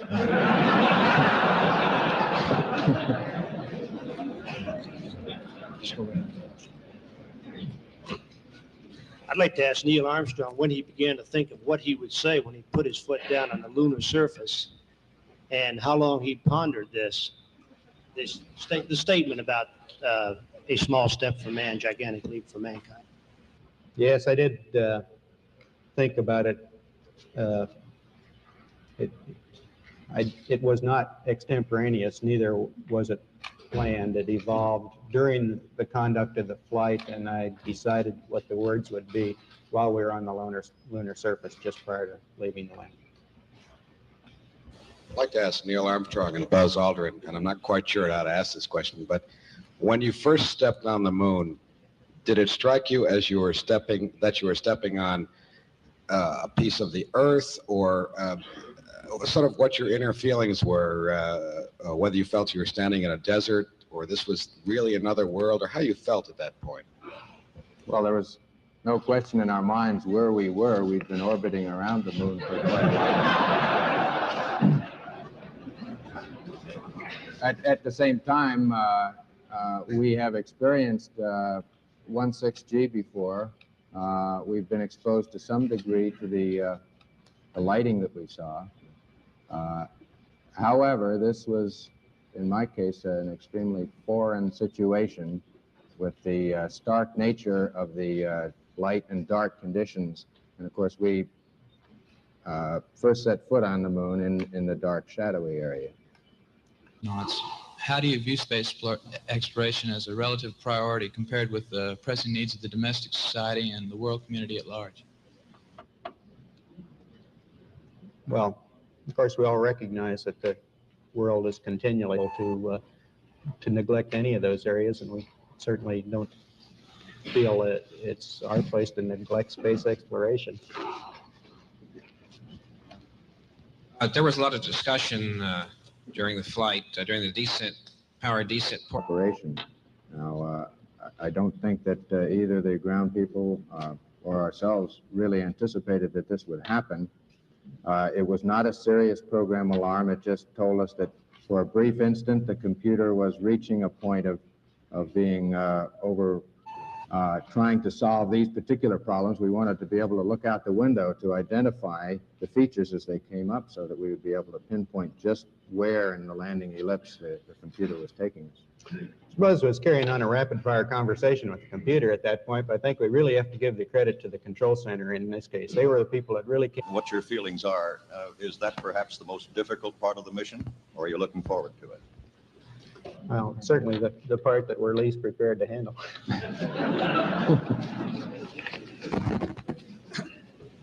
Most important piece of advice or recommendation for the Apollo 12 crew.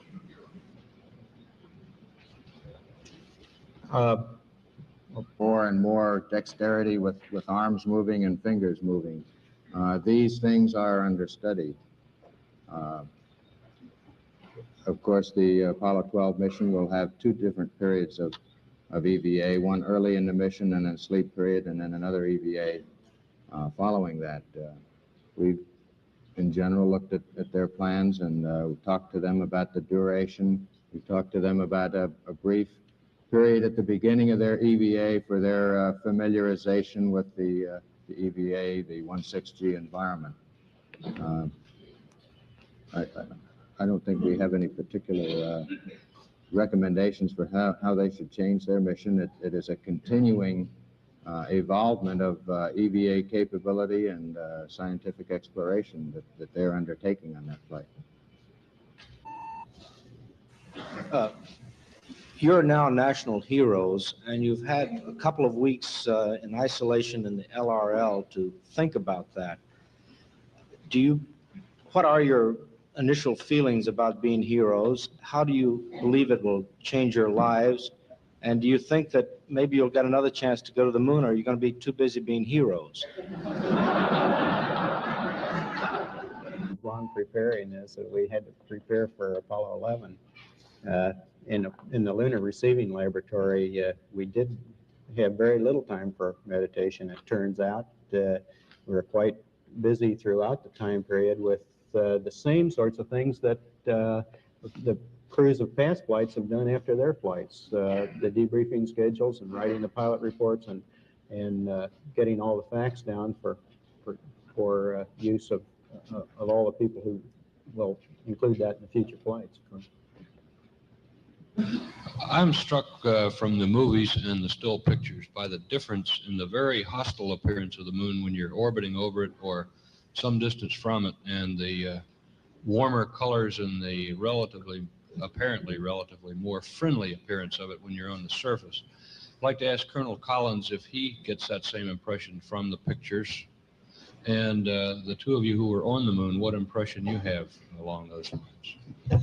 Well, the moon changes character as the angle of sunlight striking its surface changes. At very low sun angles, close to the terminator, at dawn or at dusk, it has the harsh, forbidding characteristics which you see in a lot of the photographs. On the other hand, when the sun is more closely overhead, a midday situation, the moon takes on more of a brown color, it becomes almost a rosy-looking place, a fairly friendly place. So that from dawn through midday through dusk, you run the whole gamut of it. It starts off very forbidding, becomes friendly, and then becomes forbidding again as the sun dissipates. Well, I think it requires some very pinpoint determination of the orbit that the vehicle is in before it begins powered descent, and this requires extreme care in this is what defines the error ellipse, where we might possibly land having targeted for the center. Now, the ability to be able to control where you are requires that you be able to identify features. And of course, in our particular of significant features as possible to give us as smooth a terrain.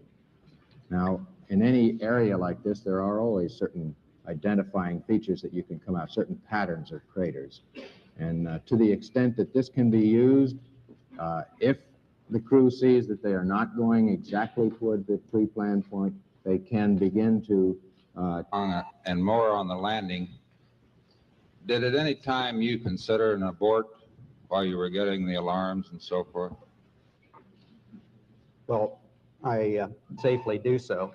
And as soon as program alarms, computer alarms manifest themselves, why you realize that you have a possible abort situation to contend with, but our procedure throughout the vehicle down in the same way that it was programmed to do. The only thing that was missing during this time period is that we did not have some of the displays on the computer keyboard, and we had to make several entries at this time in order to clear up that area. Would see to your private lives in the years ahead? I wish I knew the answer. But I think the landings of the type that are presently considered for the next number of flights are appropriate to the conclusions that we reached as a result of both our descent work and work on the surface. That we are able to investigate the variety of types of landing sites that they hope to accomplish. I have two brief questions I'd like to ask, if I may. When you were carrying out that incredible moonwalk, did you find that the surface was equally firm anywhere, or were there harder and softer spots that you could detect? And secondly, when you looked up at the sky, could you actually see the stars and the solar corona in spite of the glare? In rather flat regions, the footprint would penetrate perhaps a half an inch or sometimes only a quarter of an inch and gave a very firm response. In other regions near the edges of these craters, we could find that the foot would sink down maybe 2, 3, possibly 4 inches. And in the slope, of course, the various edges of the footprint might go on up to 6 or 7 inches, and compacting this material would tend to produce a slight sideways motion as it was compacted on the material underneath it. So we feel that you cannot always tell just by looking at the terrain what the exact resistance will be as your foot sinks into a point of firm contact. So one must be quite cautious in moving around in this rough terrain. We were never able to see stars from the lunar surface or on the daylight side of the moon by eye without looking through the optics.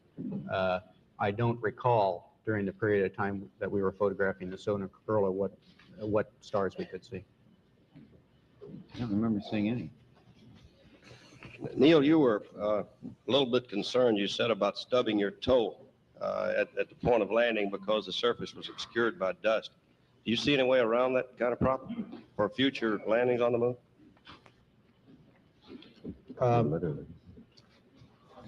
I think the simulations that we have at the present time to enable a pilot to understanding the problems of a lunar landing, that is the simulator and the various lunar landing training facilities and trainers that we have, will do that job sufficiently well. Above that, I think it's just a matter of pilot experience. And of course, the little bit of dispersions in the maneuvers, such as the DOI burn on the backside of the ignition, and there is no way of compensating until you get to final phase for that error.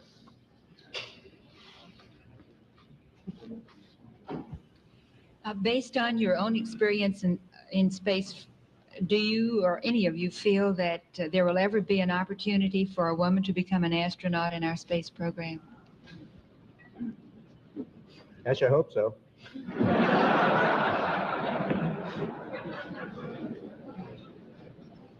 I'd like to refer back to something that Neil Armstrong said a while back, that there was so much out there you would like to have done. As it was, you ended up a considerable number of minutes behind schedule. Is that because the schedule was overloaded for the EVA, or can we expect all astronauts, when they reach the moon for the first time, to enjoy themselves and spend as much time doing so as you seem to? We plead guilty to enjoying ourselves. As Buzz mentioned earlier, we're recommending that we start future EVAs with a 15 or 20-minute period to get these kinds of things out of the way. Get used to the surface and what you see, adapt to the 1.6G and maneuvering around, and probably we just included a little more in the early phase than we were actually able to do. Two questions. Where did the weird sounds, including the sirens and whistles, come from during the trans-Earth coast? So much more pronounced. This is for Mr. Armstrong. Had you planned to take over semi-manual control, or was it only? I haven't seen the post-flight analysis of the numbers. We had roughly half of our available oxygen supply remaining in the backpacks, and somewhat less percentage in the water supplies, which is used for cooling. Of course, particularly on our first experience with the use of that backpack on the lunar surface, we were interested in conserving a good bit of margin in case we had difficulty with closing the hatch or repressurizing the LEM, or had any difficulties with getting the systems operating again in the normal fashion inside the cockpit. Colonel Aldrin and Mr. Armstrong, when President Nixon made his phone call to you on the moon, it looked like the two of you suddenly stopped doing everything and stood there and listened and talked to him. It looked there for a moment like you might have been a little bit aware of what was going on. You weren't busy. Was there ever a moment on the moon when either one of you were just a little bit spellbound by what was going on? About 2.5 hours.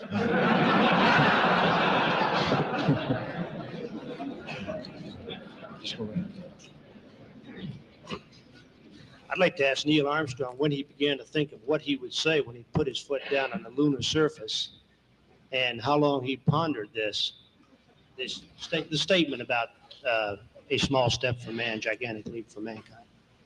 Yes, I did think about it. It was not extemporaneous, neither was it planned. It evolved during the conduct of the flight, and I decided what the words would be while we were on the lunar surface just prior to leaving the land. I'd like to ask Neil Armstrong and Buzz Aldrin, and I'm not quite sure how to ask this question, but when you first stepped on the moon, did it strike you as you were stepping on a piece of the Earth, or sort of what your inner feelings were, whether you felt you were standing in a desert, or this was really another world, or how you felt at that point? Well, there was no question in our minds where we were. We'd been orbiting around the moon for quite a while. at the same time, we have experienced 16G before. We've been exposed to some degree to the lighting that we saw. However, this was, in my case, an extremely foreign situation with the stark nature of the light and dark conditions. And of course, we first set foot on the moon in the dark, shadowy area. It's a stark and strangely different place, but it looked friendly to me, and it proved to be friendly. Some people have criticized the space program as a misplaced item on a list of national priorities.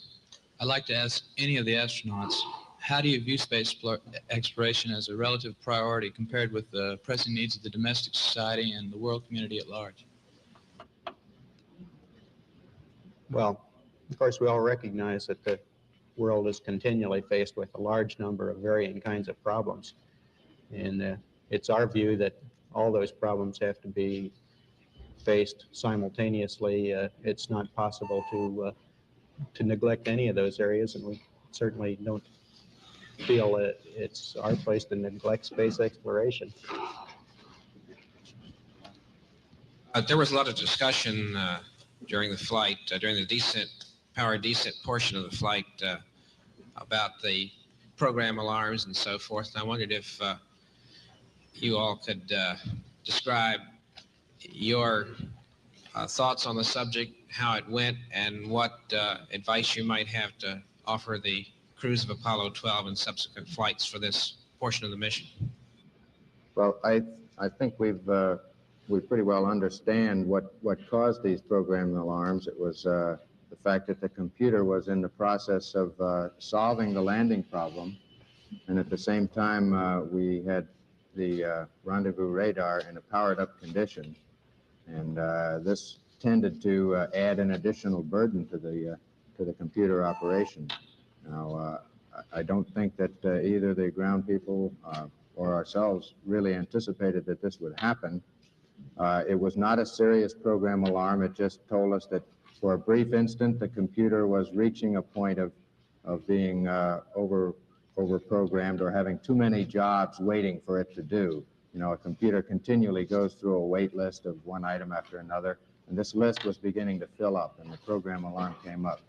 Unfortunately, it came at a point when we did not want to be trying to solve these particular problems. We wanted to be able to look out the window to identify the features as they came up so that we would be able to pinpoint just where in the landing ellipse the computer was taking us.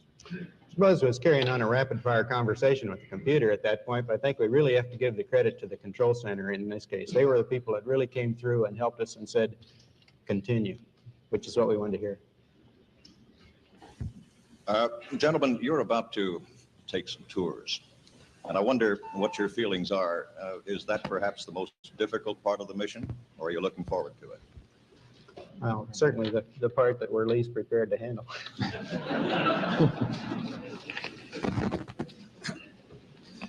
What do you consider the most important piece of advice and recommendation that you will give the Apollo 12 crew before the takeoff for the moon in November, gentlemen?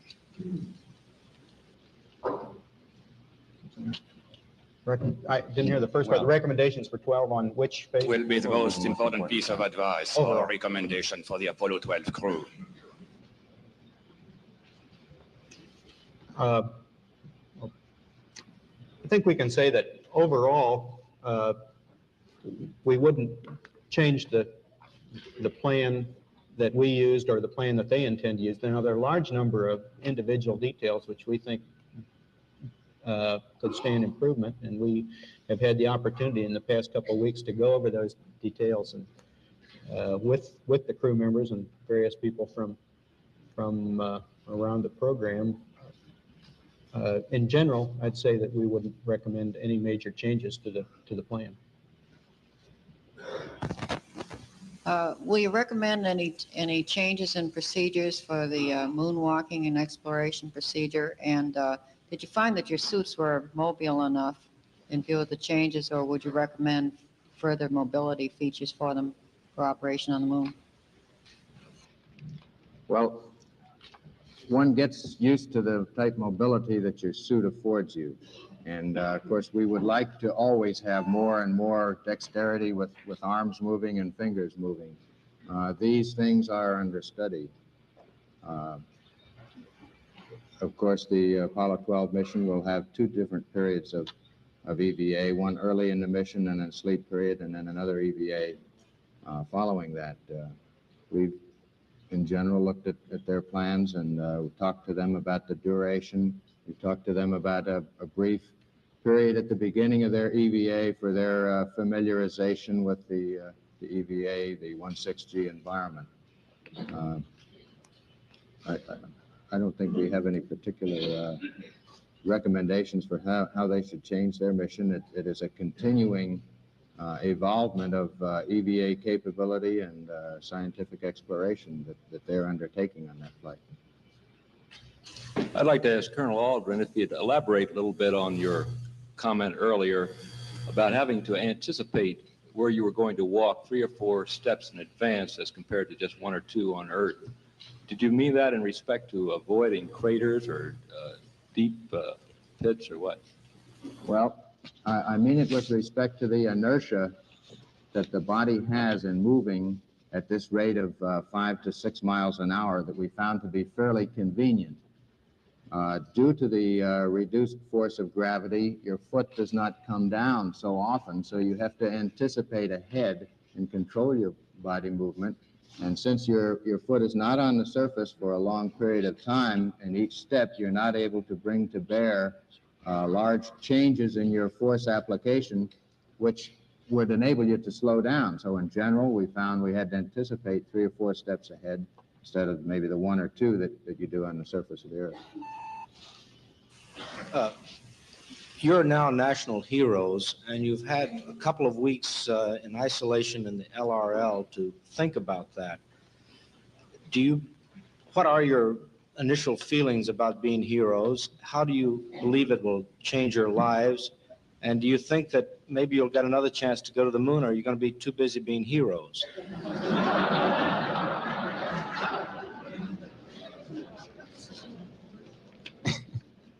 No, probably get an answer to that question. Might have to spend as long preparing as we had to prepare for Apollo 11.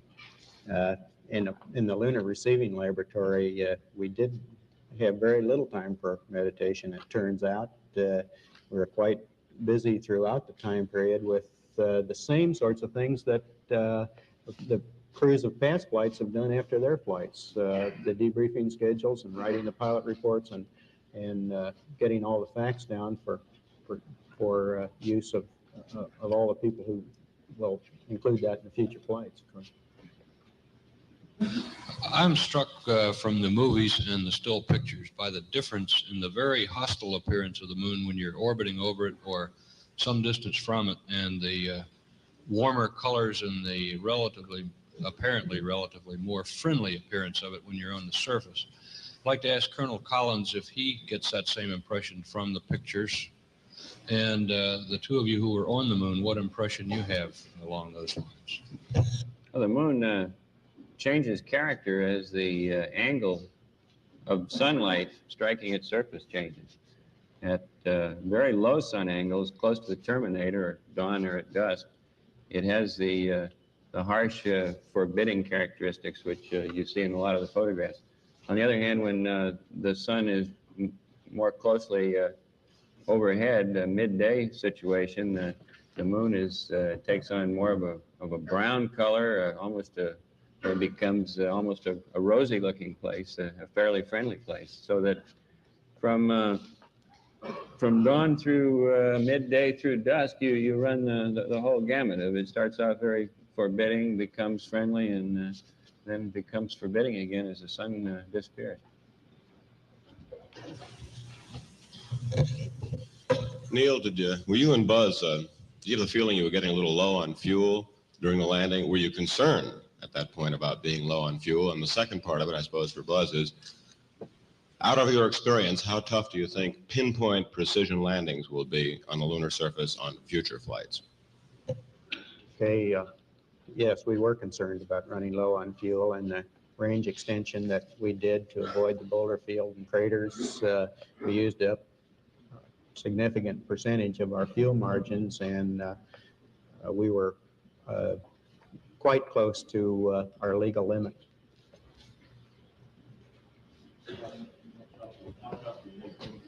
Will be based on your experience? Well, I think it requires some very pinpoint determination of the orbit that the vehicle is in before it begins powered descent. And this requires extreme care in making sure that the ground tracking, because the entire descent is based upon the knowledge that the ground has and puts into the onboard computer of exactly where the spacecraft is. And this starts several revolutions before and then is carried ahead as the computer keeps track of its position. So during sequences like undocking, we have to be extremely careful that we do not disturb this knowledge of exactly where it is, because this then relates in the computer bringing the LEM down to a different spot than everyone thought we were coming into. This is what defines the error ellipse, where we might possibly land having targeted for the center. Now, the ability to be able to control where you are requires that you be able to identify features. And of course, in our particular landing site, this was selected to be as void of significant features as possible, to give us as smooth a terrain. Now, in any area like this, there are always certain identifying features that you can come out, certain patterns of craters. And to the extent that this can be used, if the crew sees that they are not going exactly toward the pre-planned point, they can begin to tell the computer to move to a slightly different landing location. Now, this can occur up in the region of 5,000 to 6,000 feet. Then as Neil took over control of our spacecraft to extend the range, to get beyond this large crater at West Crater, this again may be required if identification is made in the vicinity of 300, 400, or 500 feet to be able to maneuver that last in the vicinity of 1,000 or 2,000 feet to make a pinpoint landing. But so much depends on the early trajectory, the ability to then redesignate, and the final manual control. For Mr. Armstrong and more on the landing, did at any time you consider an abort while you were getting the alarms and so forth? Well, I think that in simulations, we have a large number of failures, and we're usually spring-loaded to the abort position. In this case, in the real flight, we're spring-loaded to the land position.